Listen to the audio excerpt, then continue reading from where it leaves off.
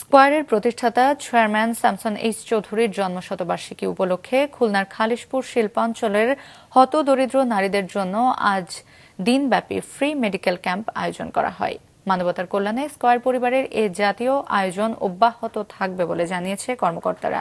S M মিলনের ক্যামেরায় মোস্তফা জামালের রিপোর্ট। সমাজের মানুষের প্রতি দায়বদ্ধতা থেকে খুলনায় বিনামূল্যে মেডিকেল ক্যাম্প পরিচালনা করেছে স্কয়ার ফার্মাসিউটিক্যালস। বিশ্ব আয়রন ঘাটতি দিবস বিবেচনায় নিয়ে আজ সকাল থেকে খুলনার খালিশপুরে এ আয়োজন করা হয়।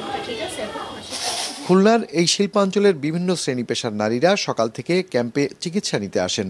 বিনামূল্যে চিকিৎসা সেবা পেয়ে খুশি তারা। ডায়াবেটিস আছে, প্রেশার আছে, এই হাতে পা গিরাই গিরাই ব্যথা আছে, এই জন্য ডাক্তার দেখাইতেছি। ডাক্তার দেখাতে আইসি, ফ্রি ডাক্তার, এই ওষুধ দেবে। আমাদের টাকা নাই, তাই আমরা এখানে আসছি, ফ্রি পাচ্ছি, ওষুধ দিচ্ছে, এমনকি অনেক পরীক্ষাও আমাদের জন্য দিচ্ছে। এজন্য আমরা খুব খুশি। মেডিকেল ক্যাম্পে শুধু চিকিৎসকের পরামর্শ নয়, বিনামূল্যে বিভিন্ন পরীক্ষা নিরীক্ষার পাশাপাশি ঔষধও বিতরণ করা হয়েছে।